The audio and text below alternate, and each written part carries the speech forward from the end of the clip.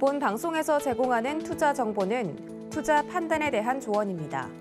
방송에서 제공하는 주식의 가치, 가격 상승 및 가격 하락에 대해서는 방송사에서 보장하지 않습니다.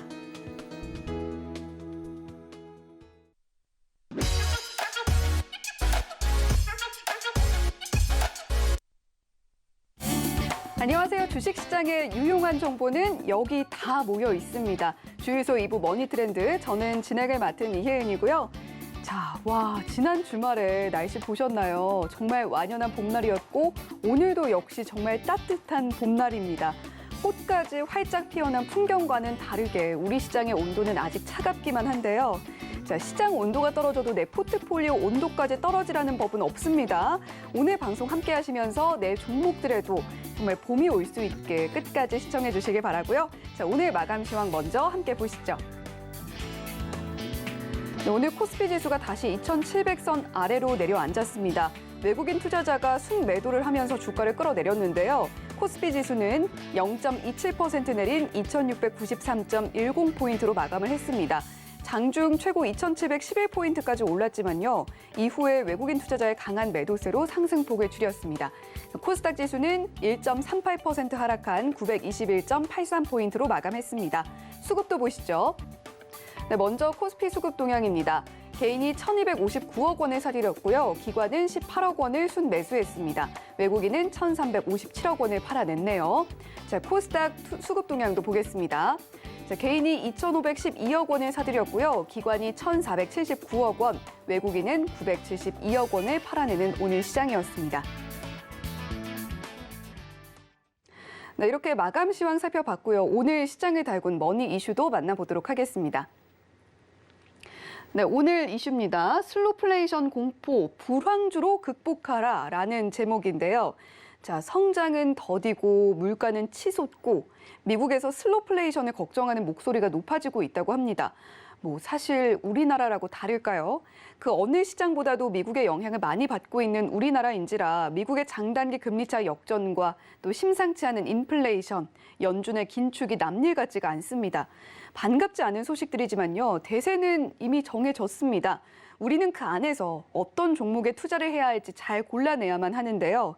슬로플레이션이라는 큰 산을 넘을 대안으로는 불황주가 꼽히고 있습니다. 자, 불황주란 불황에도 소비가 급격히 줄어들지 않는 주식을 말하는데요. 통신이나 전력 등과 관련한 종목들이 통상적으로 불황주로 분류가 됩니다.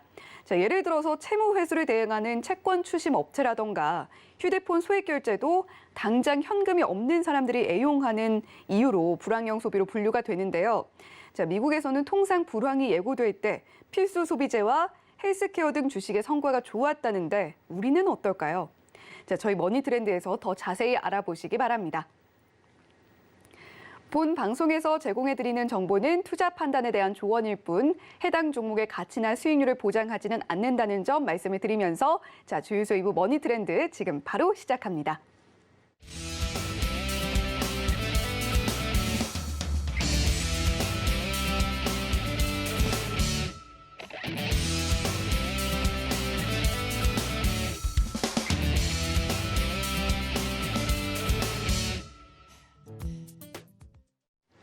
오늘 시장을 달군 머니 이슈 더 심도 깊게 파헤쳐보는 시간입니다. 오늘은 박원재 파트너와 함께합니다.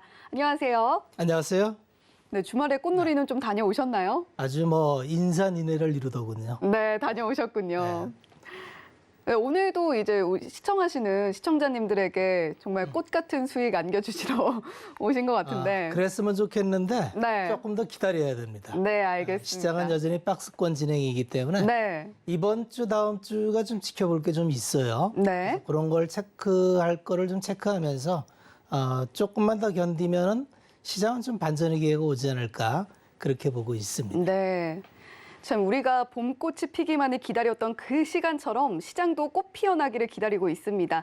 자, 그 전에 탄탄한 준비가 되어 있어야만 그 꽃놀이를 마음껏 즐길 수가 있으니까요. 샵 0082번으로 박원재라고 보내주시면 꽃놀이를 즐길 수 있는 만반의 준비를 하실 수가 있습니다. 자, 샵 0082번으로 박원재라고 보내주시거나 또는 하단에 나오고 있는 QR코드 휴대폰 켜시고 기본 카메라 켜셔서 화면에 갖다 대기만 하시면 역시 참여 링크가 안내되고 예상되고 있으니까요. 많이 들어오셔서 시장에 대한 준비 더 철저하게 해보시기 바랍니다. 자, 그러면 이슈로 본격적으로 넘어가 보도록 할게요. 자, 경기 회복은 더딘데 물가가 치솟는 현상을 뜻하는 슬로우플레이션. 이라는 말이 요즘 심심치 않게 들리고 있습니다. 자, 이런 가운데서 수익낼 종목 찾기가 만만치 않은데요. 오늘 이 이야기 나눠보겠습니다. 자, 종목 얘기로 넘어가기 전에 우선 슬로우플레이션 진입했다고 봐야 할지도 궁금하고요. 왜 이렇게 고물가가 이어지고 있는 건지도 좀 궁금합니다. 슬로우플레이션이라는 말은 이제 신조어죠. 네. 그냥 뭐 물가가 오른다. 그런 인플레이션입니다. 인플레이션 시기는 주기적으로 띄엄띄엄 오는데 사실은 인플레이션은 2000년대 들어서 거의 시장에서 무시된 변수가 됐죠. 네. 왜 그러냐면 미국 주도의 세계화 전략하에서 미국이 세계화를 통해서 시장을 확장을 시켜놨거든요. 그래서 이제 비교 이론에 의해서 각 국가는 자기가 잘하는 것만 하면은 교역을 통해서 국부를 증진시킬 수 있다. 이렇게 만들어 놓은 거죠. 그래서 90년대에 사회주의 진영이 무너지면서 미국 주도의 세계화 전략을 가면서 미국은 최적의 공급망을 구축해 놓습니다. 그러다 보니까 이제 그 마지막 정점을 2000년대 들어서 중국이 WTO에 가입하면서 세계의 공급망의 정점에 들어서고 이제 중국은 가장 값싼 노동력으로 전 세계에 저가 공산품을 공급하게 되죠. 미국이라는 국가는 항상 부가가치가 높은 쪽의 산업을 선도해서 갔기 때문에 80년대부터 미국은 다국적 기업이라 해서 미국 내에 인건비가 비싸니까 해외 지사를 설립하다가 그 다음에는 제조업은 이머징 국가의 공급망을 넘기고 부가가치가 높은 서비스업, 금융과 그다음에 하이테크업, 항공, 우주, 뭐 이런 빅테크 이런 기업 위주로 산업이 재편이 됩니다. 이 차트를 한번 보시면은 그냥 쉽게 이해가 되는데요. 제가 방송 시간을 통해서 몇 번 보여드렸습니다만 미국이라는 나라도 처음부터 이렇게 대단한 국가는 아니었죠. 2차 대전 이후에 패권이 들어오면서 사실은 60년 말에 베트남전을 치르면서 엄청나게 전비 조달이 됐고 브레튼 우드 체제에서 확립한 달러 기축 통화가 처음에는 금본위제로 유지가 됐었는데 베트남 전쟁 당시에 원화 통화가 발행이 되다 보니까 금본위제를 폐지를 하죠. 이 여파로 이제 5.1 파동이 일어나면서 미국은 그야말로 폭발적인 물가 상승을 겪게 됩니다. 이때의 기억 때문에 이제 연준에서는 언제나 인플레이션 파이터로서의 역할을 해야 된다. 그런 기억을 아로새기고 있지만 이때를 정점으로 해서 이때 볼커 의장이 짧은 시간에 금리를 물경 20%까지 올리는 그런 충격 처방으로 인해서 이때부터 금리는 40년을 들이 하락을 합니다. 그리고 이때부터 시장에서 인플레이션이라는 말은 거의 이제 사라지게 되는 어떤 마법 같은 일을 겪게 되는데 어떤 사회현상이 40년 동안 한 방향을 간다는 것은 대단한 트렌드고요.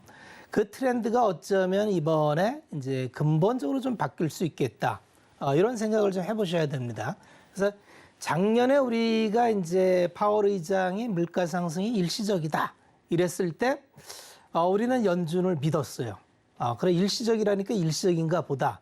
그랬는데 5월 달에 5.3% CPI 갔던 게 연말 갈수록 가라앉기는커녕 점점 올라서 지난달에 7.9까지 올라갔고 오늘 중국 시장이 많이 빠졌는데 PPI가 생각보다 좀 많이 나왔죠. 7.9까지 나왔는데 결국 중국 PPI가 올라간다는 건 결국 미국의 CPI로 이전될 수밖에 없는 구조이기 때문에 아마 내일 발표되는 CPI도 생각보다 작지 않을 것이다. 그러면 우리가 지금 생각하고 있는 이 물가 상승이라는 게 생각보다는 좀 오래 갈 수 있겠다는 생각을 가져야 되겠죠. 그러면 이게 뭔 이제 상황을 바꿔줄 거냐? 이게 경기하고 무슨 관계가 있느냐라고 묻는다면은 결국은 물가 상승이라는 거는 제일 중요한 게 가계소득의 가처분 소득을 줄게 만듭니다. 알기 쉽게 얘기하면은 대체적으로 우리나라도 이제 가계부채 문제가 상당히 심각한데 우리나라는 GDP의 100%가 넘는 가계부채를 갖고 있죠. 대체로 OECD 국가는 60에서 70%의 가계부채를 갖게 됩니다. 그러면 물가가 오른다는 건 기준금리가 오른다는 거니까 지금까지는 비정상적인 상황에서 금리가 제로금리였어요. 그래서 대출금리, 보통 모기지론, 주택 구입을 할 때 대체적으로 이제 모기지론을 통해서 주택 구입을 하는데 주택 구입을 한 금액,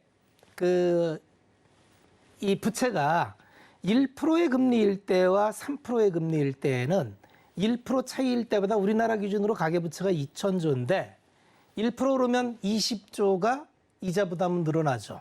이거는 그냥 이자 비용으로 나가는 거니까 그대로 내 실질을 옮기면서 감해지는 거죠.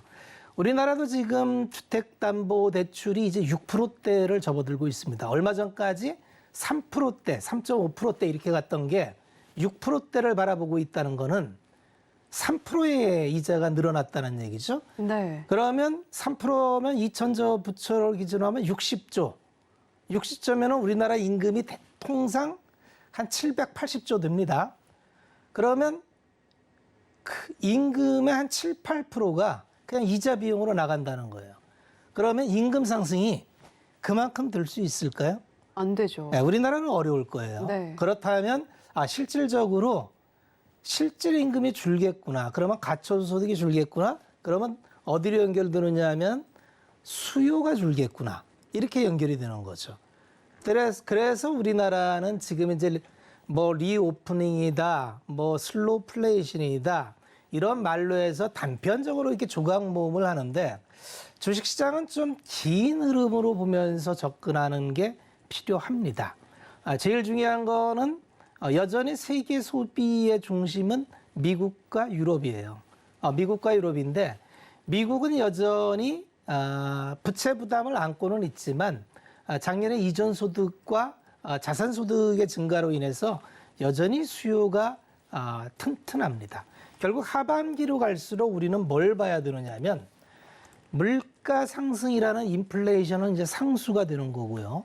이 상수와 싸우는 경기가 어떻게 되느냐와 싸우게 될 거예요. 그래서 경기와 물가가 결국은 이 두 가지가 싸우는 겁니다. 그래서 이 물가 상승을 딛고 경기가 그 이상 올라가는 섹터라면은 이거 관계없이 계속 경기 확장을 할 거예요. 네. 그런데 만약에 이 물가의 압박을 견디지 못하고 또 연준이 굉장히 빅스텝과 QT를 굉장히 빠른 속도로 진행을 하는데 그 속도를 경기가 견디지 못해서 경기 확산세가 꺾이는 조짐이 보인다면 아마 경기는 시장은 많이 어려운 경로를 갈 거예요. 그래서 시장이라는 건 우리가 점치는 게 아니기 때문에 모든 게 경로 의존적이에요. 앞으로 하반기에 어떻게 진행될지 아무도 모르고 연준 의원조차 모릅니다. 그런데 연준이 이렇게 빅스텝이나 빠른 QT를 할 수 있는 근거는 뭐냐면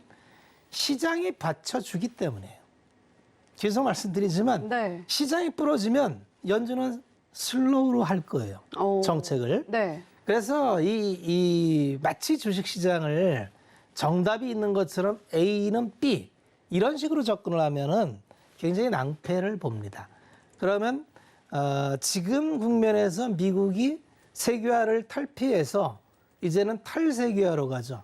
그래서 공급망은 어차피 이제 적재적소에 인타임으로 못합니다. 그러면 계속 얘기지만 리스타킹을 해야 돼요.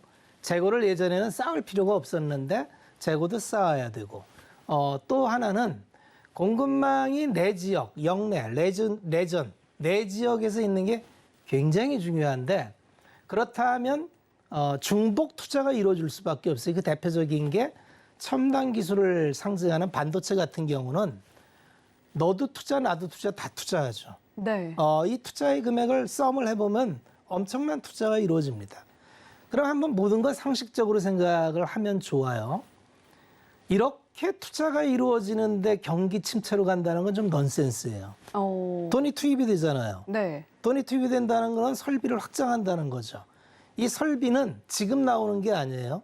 지금 투자가 들어가면 생산은 6개월에서 1년 후에 나오죠. 네. 그러면 지금 걱정할 일은 아니라는 거죠. 투자 기간엔 돈이 투입되니까 돈이 회전이 되고 돈이 돌고. 그래서 적어도 투자의 시기에는 지금 경기와 물가 중에서 물가는 지금 연준에서 잡겠다 타겟팅을 한 건데 어느 범위 내에서 물가를 잡느냐? 경기가 받쳐지는 범위 내에서 물가를 잡을 겁니다. 그렇게 본다면은 지금 우리 시장으로 다시 되돌아 봅니다. 우리 시장으로 되돌아 보면 참 재미가 없어요. 참 재미가 없는 게 이런 모습을 갖고 있습니다. 작년 하반기에 조금 이제 그 여름부터 피크아웃 논란 때문에 지지부진을 겪다가 하반기 때부터 이제 이 정도면 됐지 않고 반등을 시도하는데 연준이 입장을 바꿔요. 일시적인 물가 상승이라 그랬다가 이거 일시적이 아닌 것 같다. 이러면서 시장이 흔들리기 시작합니다. 그러다가 1월 달에 양적 긴축까지 나오면서 시장은 푹 빠집니다. 그리고 이제 반등 올라가는데 전쟁 나서 훅 빠지고 지금은 어떻게 돼가죠? QT가 나왔어요. 금리 인상은 했죠. 네. 양적 긴축은 아직 안 했죠. 어떻게 할지 아직 스케줄 모르죠. 네. 이게 불확실해요. 그래서 시장은 뭔지 모르지만 모르는 상황에서는 불확실을 하게 생각을 합니다. 그러니까 어제 미국 시장으로 돌아가 보면은 이런 게 이제 괴가 다 일맥상통을 하는데 어제 미국 시장을 보면 나스닥 시장이 잘 가다가 훅 미국 시장은 우리하고 틀려요. 1월 달에 긴축 맞고 여기는 전저점을 깨고 내려갔어요. 전쟁 시나리오에 깨고 내려갑니다. 그러다가 반등을 세게 올리다가 다시 QT를 앞두고 기술주 중심으로 낙폭이 심해요. 그런데 다우 지수를 보면 모양이 조금 틀려요. 다우 지수를 보면은 21선을 깨지 않고 편안한 차트를 그립니다. 이 얘기는 뭐냐 하면은 역시 금리 인상이라는 거는 미래의 현가를 땡기는 거기 때문에 네. 기술주의 부담이구나. 그럼 우리 시장에서 기술주의 직격탄을 받은 게 뭐였죠? 2차 전지. 네. 2차 전지가 오늘 기술주 대표로 최근에 상승폭도 컸고 2차 전지가 올라갔던 건 원자재가 상승의 마진 압박이 굉장히 심할 줄 알았는데 LG 엔솔의 실적 발표를 보니까 가격 전가를 잘했더라. 네. 그러면 이거 가격 전가가 되네. 그래서 환호를 했는데 미국 시장에서 금리, QT 이런 거에 압박을 받으니까 한 방에 훅 가죠. 그래서 포스코 케미칼이 어제 그렇게 급등을 때려놓고 그대로 반납을 하는. 그래서 요즘 시장이 따라가면 물린다 그랬죠. 네. 따라가면 물립니다. 그래서 자기 순서를 기다리되 그러면 이제 오늘 시장하고 다음 섹터에 나올 것 같은데 오늘 시장에서 시장을 주도한 거는 경기 민감주예요. 이게 미국 시장의 흐름을 그대로 이어온 겁니다. 하반기로 가면 갈수록 물가 상승과 금리 인상과 QT 이 경로와 기술주는 계속적으로 좀 압박을 받을 환경이에요.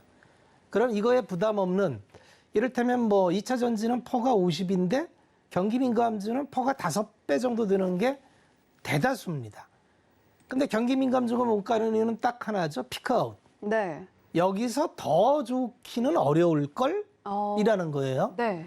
그런데 그게 작년 봄부터 그랬어요. 근데 지금 실적이 피크아웃이라고 하기에는 잘 나와요. 어느 순간 시장은 언제나 미인다이라 그랬죠. 네? 어제까지 안 이뻐 보였는데 야 이건 뭐 싸도 너무 싼 거 아니야? 이렇게 관점이 바뀌는 순간 네. 굉장히 치고 올라갈 수 있다는 거죠. 그래서 시장은 지금은 주도주가 없어요. 주도주가 없는 상황에서는 미리 움직일 필요가 없다는 얘기를 계속하죠. 왜 그러냐면 우리 투자자분들이 항상 기억해야 될 게 수익은 시장이 줍니다. 내가 만드는 게 아니에요. 그런데 내가 가만히 있으면 나태해지는 것 같고 뭐라도 해야 될 것 같으니까 시장의 추세도 없고 주도주도 없는데 막 쫓아다니게 돼요. 오늘은 이 테마, 내일은 이 테마. 네. 오늘은 이게 좋아 보여. 그래서 그거 보고 쫓아가면 어떻게 되죠? 바로 물려. 그렇죠. 그거 두 번 겪으면 계좌는 그냥 반토막 난다 그랬죠. 내 자리를 주도주가 없을 때에는 내 투자 아이디어가 틀리지 않으면 기다리면 됩니다. 한번 시장을 보세요. 쭉 빠지고 전혀 시장이 박스를 벗어나지 않아요. 그런데 매일 상승 주도 업종이 나옵니다. 매일 나와요. 그건 마치 일주일에 매주 로또 1등이 당첨되는데 왜 나는 1등이 안 될까 하는 건 똑같은 얘기예요. 내가 1등이 안 되는 건 당연한 거예요. 네. 확률이 없으니까. 투자는 확률 게임입니다. 내가 급등주를 쫓아다니면서 그걸 먹을 것 같지만 가보면 내 손에 안 잡혀요. 그래서 주식 투자는 대체로 두 가지가 수익의 원천입니다. 지금처럼 불확실하다는 거는 시장에서 많은 좋은 종목이 싸게 거래되고 있다는 거고요. 이런 불확실은 시간이 지나면 해소가 됩니다.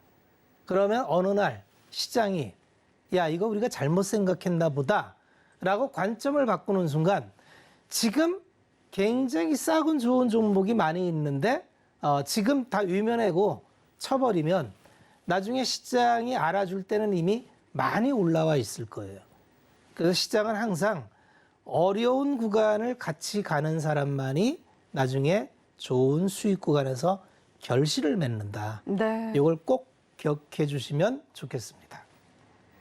네, 미국이나 우리 시장이나 인플레이션은 상수가 되고 이제 경기와 물가가 싸우게 될 것이다라고 이야기를 해주셨어요. 지금은 주도주가 없고 따라가면 물리니까 시장에 정답이 없다는 걸 항상 기억하자고도 말씀을 하셨습니다. 지금 분명히 어려운 시기 지나가고 있지만 우리 박원재 파트너와 함께 하시면서 이 어려운 시기 이겨내 보시기 바랍니다.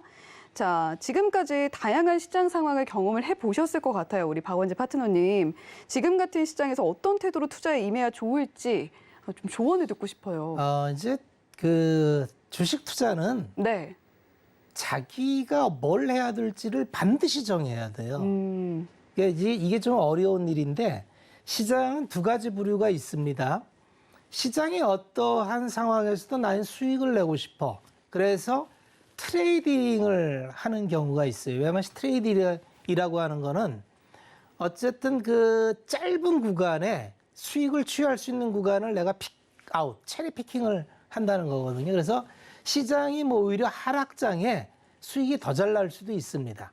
그래서 트레이딩 하시는 분들이 되게 빛나는 구간이 지금처럼 박스 구간이나 하락장에 오히려 공매를 치거나 이러면서 이제 수익을 추구하기도 하는데 이거는 굉장히 높은 집중력과 자기의 모든 걸 쏟아붓고 그 트레이딩 시스템을 만드는데 상당히 공을 들여서 자기만의 시스템을 만든 사람만이 할 수 있어요. 이게 아무나 할 수 있는 게 아닌데 시장에는 흔히 이제 많은 초보 투자자분들이나 이런 분들이 이렇게 방송이나 이런 데서 마치 매번 급등주 얘기를 하고 네. 당신도 잡을 수 있습니다 이러니까 나도 그걸 잡아야 되는 것처럼 좀 혼란을 주는 경향이 있는데 그거는 일반 아주 훈련된 소수의 트레이더만이 할 수 있는 일이고 대체적으로 별로 시장 경험도 없고 시장을 잘 구조를 이해하시는 못하는 분들은 트레이딩을 하면 할수록 거기에 빠지면 빠질수록 계좌 녹아내리는 속도가 훨씬 빠릅니다. 그런데 그걸 벗어나서 투자라는 개념이 또 있어요. 이건 뭐냐면 두 가지를 믿는 거예요. 어떤 기업이 지금보다 좋아질 수밖에 없는 어떤 요인들을 내가 발견을 했어요. 그러면 이 기업은 지금은 좀 어렵지만 다음 분기, 다다음 분기에는 좋아질 수밖에 없겠는데라는 거를 보는 거죠.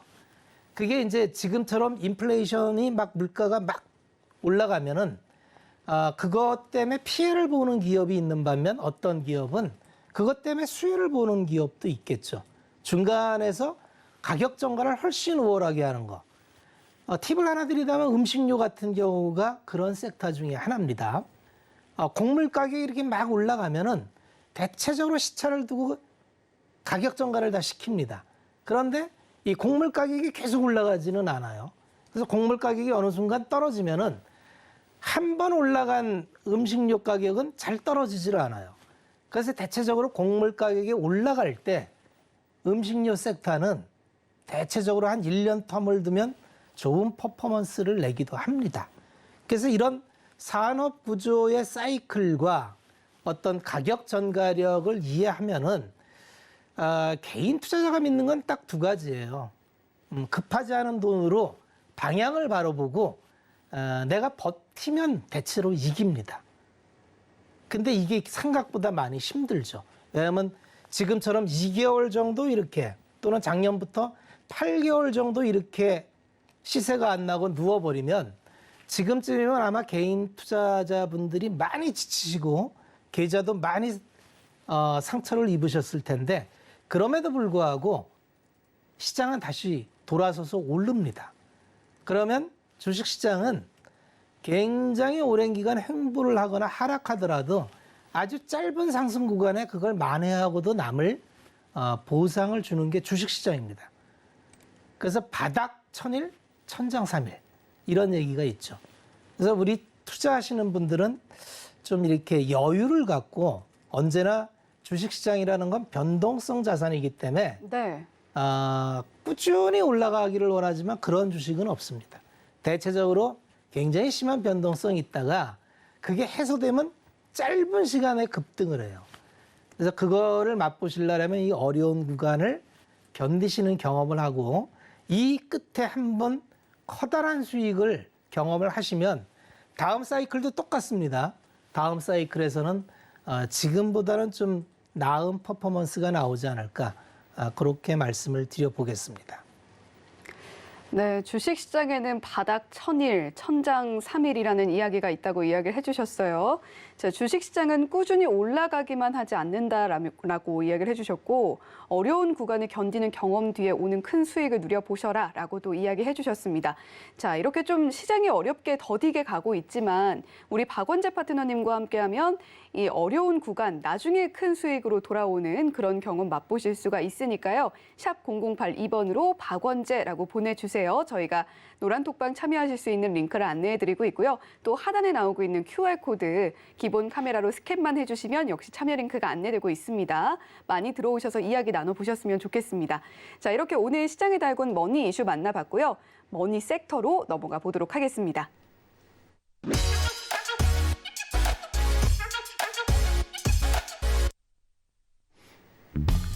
네, 오늘의 머니 섹터는 철강, 조선입니다.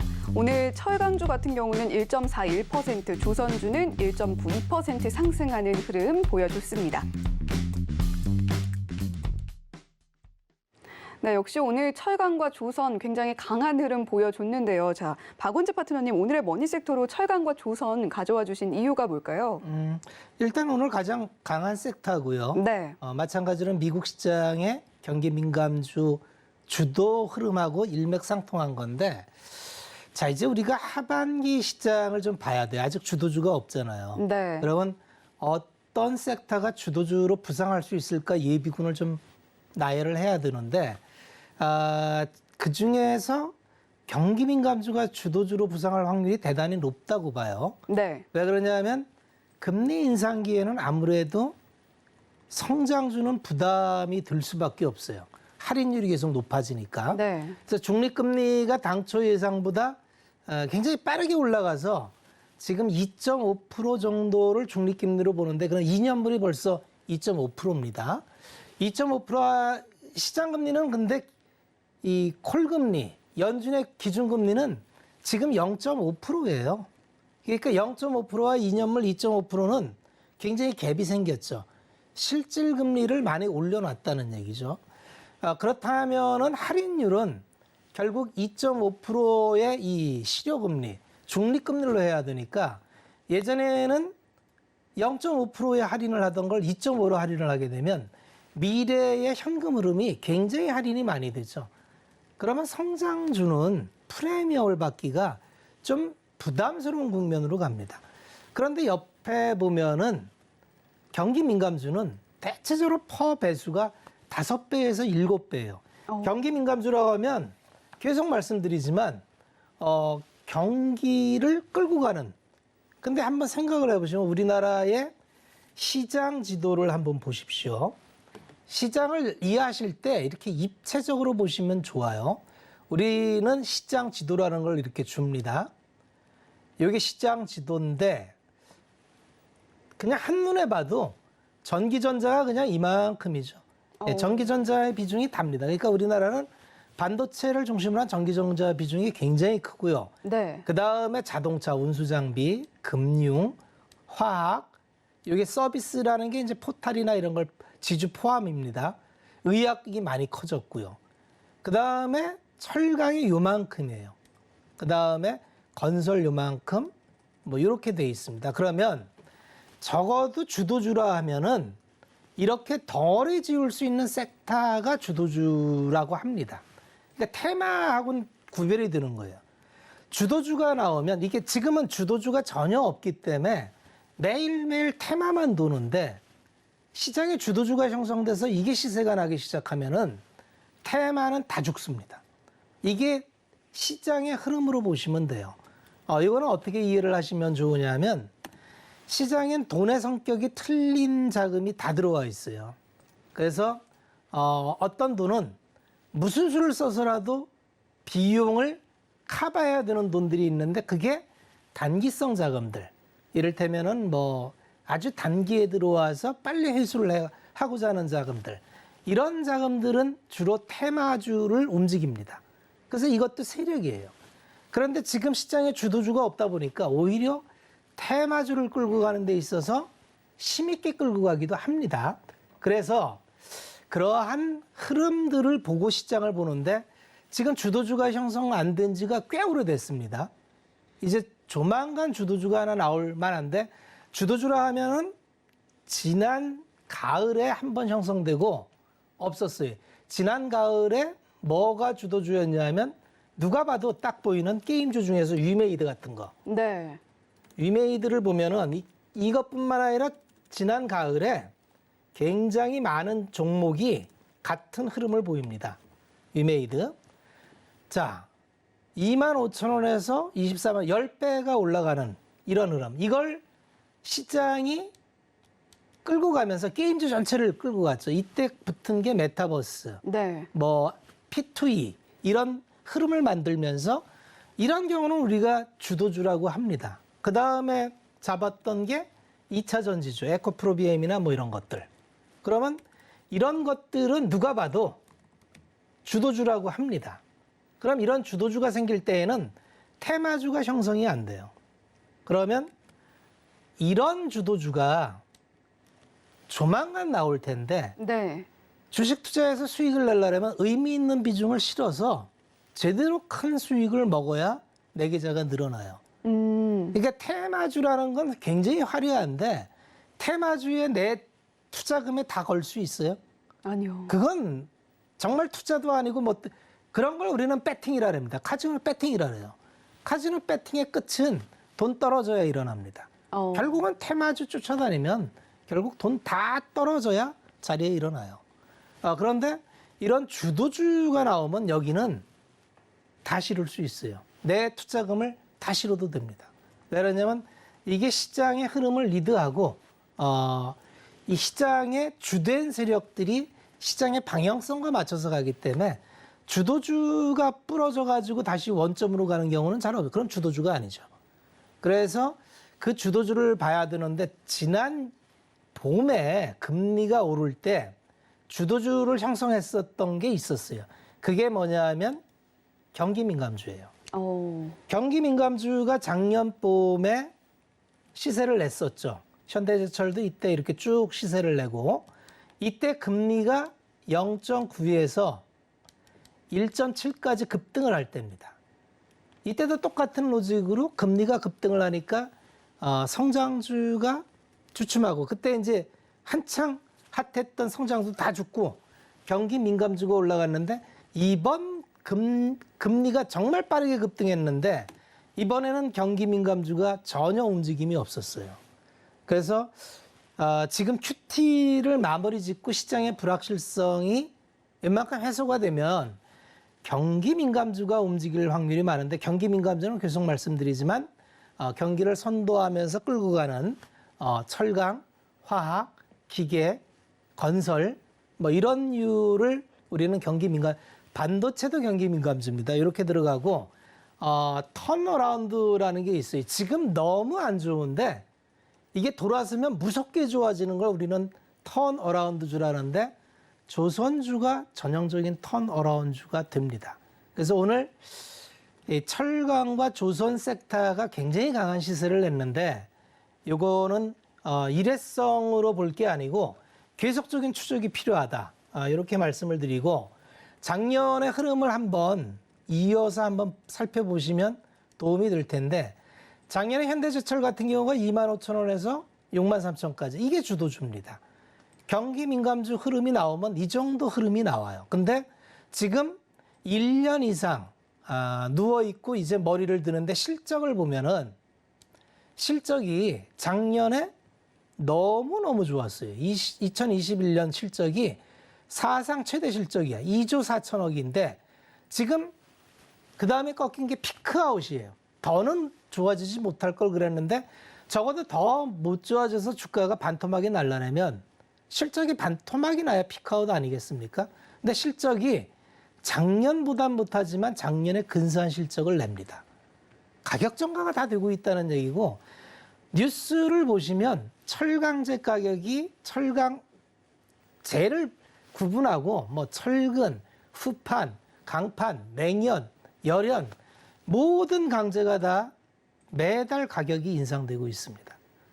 그러니까 그게 실적으로 나타내는 거고 작년에 정말 우뚝우뚝 섰던 그런 기업들이 여전히 실적이 나온다. 그리고 두 번째는 에너지 패권 싸움이 이제 본격적으로 접어들면서 마무리 국면으로 들어서는데 LNG가 이제 시장의 키가 됩니다. 결국은 러시아 우크라이나 전쟁은 에너지 패권 전쟁이다. 이렇게 보셔도 돼요. 유럽이 문제인데 유럽이 신재생 에너지로 넘어가는 그 중간 단계에서 이 화석 연료를 특정 국가의 의존도가 너무 높아요. 러시아의 석유 같은 경우는 거의 60%, LNG 40%, 석탄 40%. 특정 국가의 모든 에너지를 의존하다 보니까 이번에 이제 실질적으로 러시아 우크라이나 전쟁이 터졌을 때 제재를 해야 되는데 왜 한 목소리로 제재하기가 어려우냐? 유럽은 러시아로부터 지금 에너지를 당장 벗어날 수 있는 구조가 아닙니다. 근데 필연적으로 올해까지 줄인다고 이미 선언을 했어요. 그래서 지금 유럽은 러시아로부터 LNG를 파이프로 받으니까 PNG가 됩니다.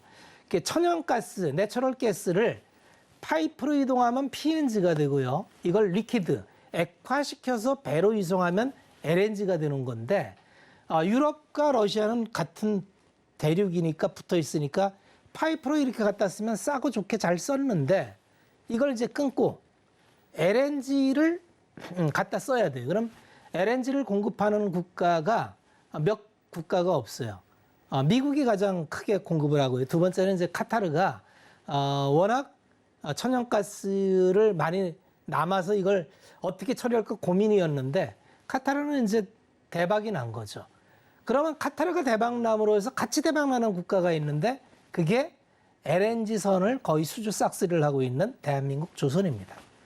그래서 이게 카타르 125척 뭐 30조 프로젝트 이게 작년부터 계속 있었는데 아직 본격 발주가 안 나왔어요.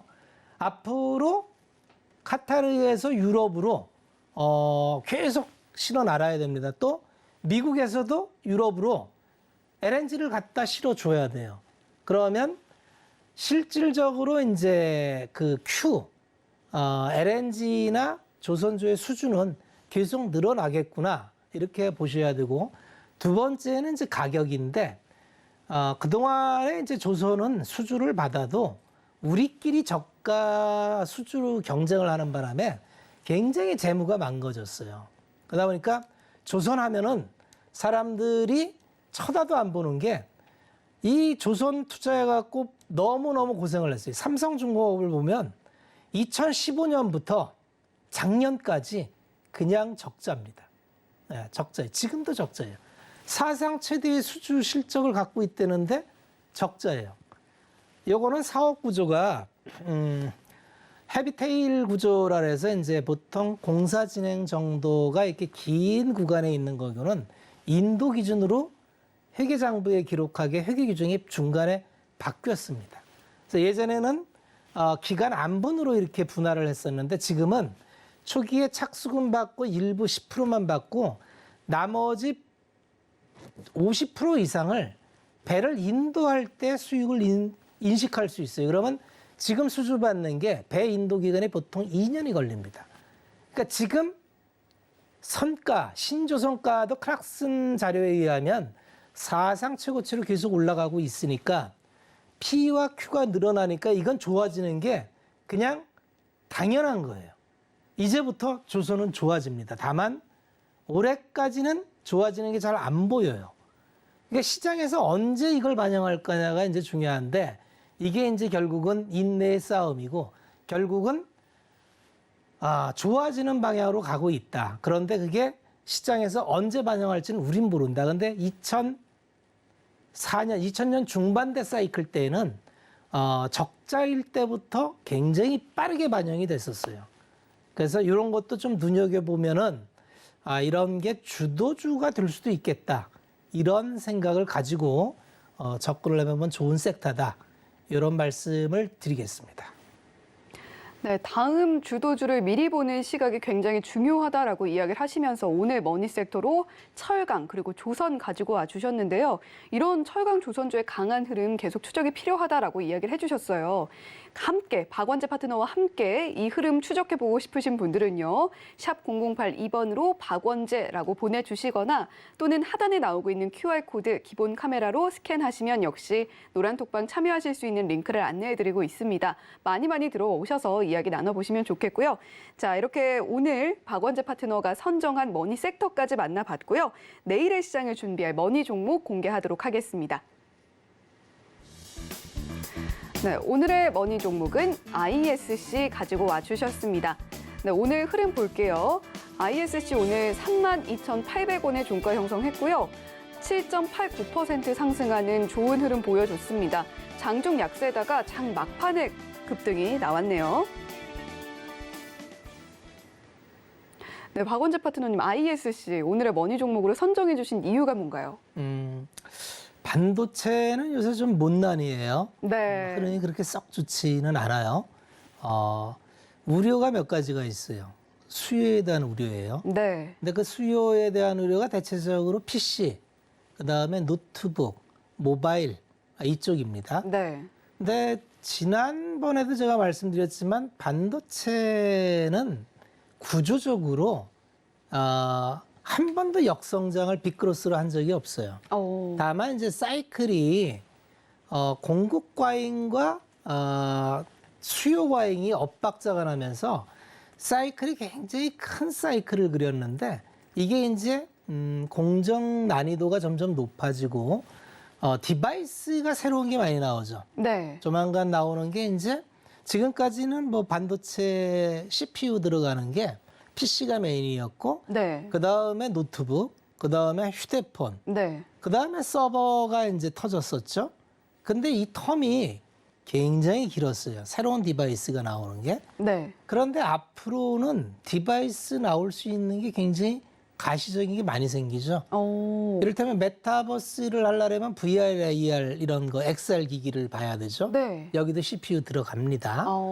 그 다음에 자율주행이 들어가면은 전장화가 되면 될수록 자동차 자체가 디바이스가 돼요. 이거는 거의 폭발적인 성장을 할 수밖에 없는 섹터고. 네. 그 다음에 뭐 UAM, 어번 에어, 우주 도심항공 네. 이쪽도 나오죠. 그 다음에 스마트 시티. 그러니까 앞으로 촘촘하게 디바이스가 나오는데 공정은 이제 미세 나노 공정이 한계치에 와서 더 이상 무어의 법칙이 성립이 안 돼요. 예전에는 제너레이션이 한번 바뀌면 거의 그 칩, 다이가 배로 나왔었는데 이제는 그게 안 돼요. 그러다 보니까 공정 난이도는 높아지고 수요는 꾸준한데 지금 반도체가 어려운 거는 계속적으로 디램 익스체인지나 서비스 기관에서 하반기 수요에 대해서 우려하는 리포트를 많이 내요. 그리고 스팟 가격이 지금 3개월째 떨어지고 있습니다. 네. 근데 이제 그때 한번 그 디램 가격을 보여드렸었는데 참 신기한 게 옛날에 아주 그 2018년 슈퍼사이클 때의 가격은 한 8불 됐었어요. 그런데 지금은 한 2불 됐는데 매출 규모로 뛰어넘고 있습니다. 그 얘기는 뭐냐면 가격이 지금 한 4분의 1 수준인데 매출이 뛰어넘고 있다. 야, 총량이 엄청 늘었구나. 이렇게 생각해 볼 수 있는 거예요. 그러니까 반도체는 우려보다는 굉장히 좋구나라고 생각이 드는 거고 지금 뉴스에서 보시면 반도체는 너도 나도 다 투자하겠다. 그래서 유럽은 유럽대로, 미국은 미국대로, 아시아는 아시아대로 모두 투자한다래요. 중복 투자가 된다는 얘기고요. 그렇게 되면은 여기에 딸려 들어가는 장비와 소재 부품은 같이 딸려 들어가고요. 이게 나중에 어떻게 오버캐파가 될지는 모르겠지만 적어도 올해 그거 오버캐파를 걱정할 일은 아닌 것 같아요. 그런데 이제 이게 구조적으로 섹터가 이제 소부장도 섹터가 너무 여러 개니까 뭐 전장도 있고 이제 전공정, 후공정 맞추어서 밸류체인이 다 틀린데 오늘 소개시켜드릴 ISC는 그 중에서 후공정 패키징단의 테스트 공정을 하는 업체예요. 그런데 이제 이게 소켓 테스트를 하는 게 두 가지류가 있습니다. 포고 타입과 러버 타입이 있는데 포고 타입이라고 하는 거는 이제 이 수작업으로 해야 돼요, 이게.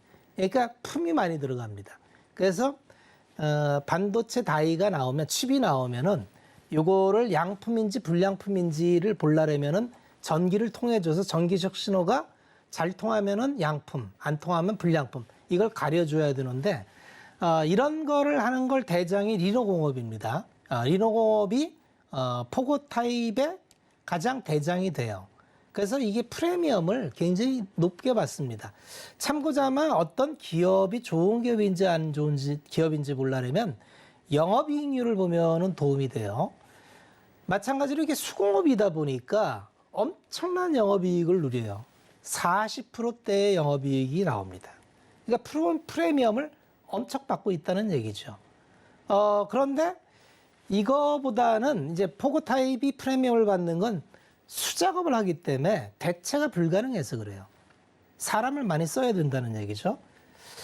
그런데 이 러버 타입은 요거보단 덜하지만 어쨌든 ISC는 러버 타입에서 포고 타입으로 넘어가는데 1사분기 오늘 실적 발표를 했는데 서프라이즈가 나왔습니다.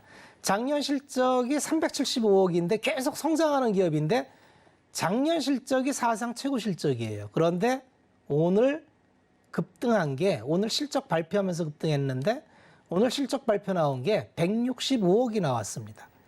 시간이 없으니까 그냥 답만 165억이 나왔어요. 사상 최고의 전략이고요. 이건 구조적으로 턴어라운드의 초입일 수도 있겠다는 생각을 해봐야 됩니다. 뭐 저는 작년부터 이거를 뭐 계속 밀고 있는 종목이기도 하고 그런데 새로운 흐름에도 올라타고 있어서 지금도 지켜보는데 늦지 않겠다 이런 말씀을 드리면서 목표가를 일단 5만 원 정도까지는 한번 제시를 해보겠습니다. 한 사이클이 돌 것 같아요. 그래서 들어가는 거는 뭐 지금 오늘 많이 올라갔으니까 한 3만 원 초반대 정도에 진입하겠다 생각하시고 손절가는 뭐 한 2만 6천 원 수준 보시면은 한번 접근하는데 좋은 종목이 되지 않을까 이렇게 말씀을 드리겠습니다. 네, 오늘 머니 종목으로 공개해 주신 ISC 목표가로 4만 원이라는 자막이 나갔는데 5만 원이라고 수정을 해 주셨고요. 자, 그때그때 시장의 이슈에 민감하게 반응하는 것도 중요하지만 커다란 흐름 속에서 시장을 읽고 조금 더 빠르게 움직이는 것이 중요하겠죠. 자, 우리 박원재 파트너와 함께라면 가능합니다. 샵 0082번으로 박원재라고 보내주시면 저희가 노란톡방 참여할 수 있는 링크 안내를 해드리고 있으니까요. 많이 들어오셔서 방송 외에서 할 수 있는 이야기들도 많이 나눠보시기 바랍니다. 자, 서울경제TV 주유소는 자본시장 통합법을 준수합니다. 1:1 투자 상담, 유사 수신 행위 등 모든 불법 사항을 엄중하게 금지하고 있다는 점 말씀을 드리겠고요. 자, 주유소 2부 머니 트렌드 여기서 인사드리도록 하겠습니다. 시청해주신 여러분 고맙습니다.